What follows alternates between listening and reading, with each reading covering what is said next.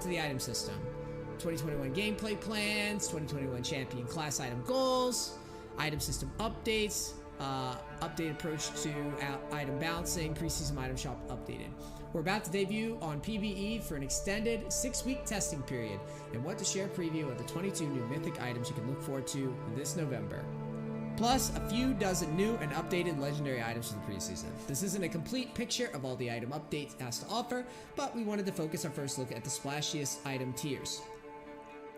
Housekeeping note, things will be in pretty early state when you see them, but expect things like icons, items, effects, visual effects, stats, blah blah blah to polish up. So it's going to look buggy as fuck. Alright, let's start with Marksman Mythics. Mythics being the new tier for items. Gale Force, Mobility, 3,400 gold, 55 attack damage, 20 attack speed, 20% critical chance. Zephyr Strike, dashing targets randomly, firing 3 missiles at the lowest health enemy near your destination, prioritizing champions. Deals a total of 300 damage. Magic damage increased against low health targets by up to 50% against targets at 30% health. Mythic passive grants all other legendary items 3% move speed. Grants all other legendary items 3% move speed. Huh. So this is going to be the choice of champions that historically don't have any mobility. This will be a cool item, I think, because what's going to happen, or in theory, again, anything that I'm about to bullshit and say, this is theory. So I don't know how it's going to play when we start testing it. But here's the thing. So a lot of champions right now, at least in my humble niece opinion, a lot of champions right now suffer from the mobility problems of League. So there is a chance, yes, that you get more mobility, right? Overcap mobility on champions that are already mobile, like Ezreal, to protect yourself even more. Or champions that are safe, like Caitlyn, like someone in chat pointed out.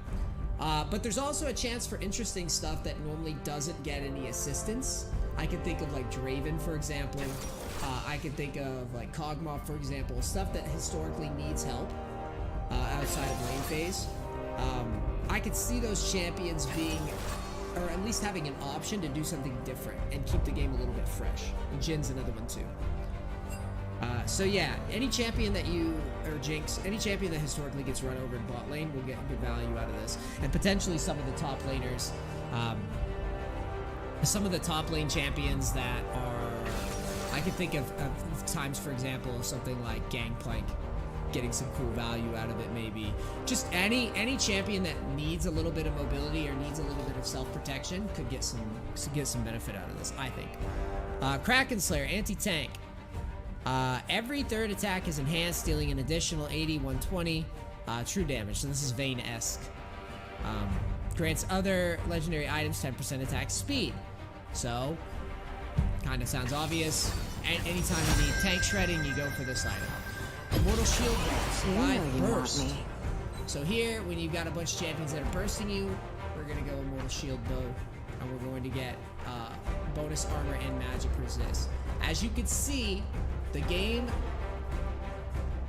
when I look at this on the surface, I think to myself, this is a pretty, for items to supposedly have more choices of what we can do, this is pretty binary if you think about it, right? Am I getting bursted a lot? I'm gonna go with this. If you got 3 tanks, I'm gonna go with this. Am I getting dove? My team fucking sucks and they all picked carries, but I'm not getting any peel. We go this. Pretty simple for AD carries and a pretty easy adjustment to make in terms of itemization for what mythic you want to go. Tank mythics. Sunfire Aegis, ramping damage.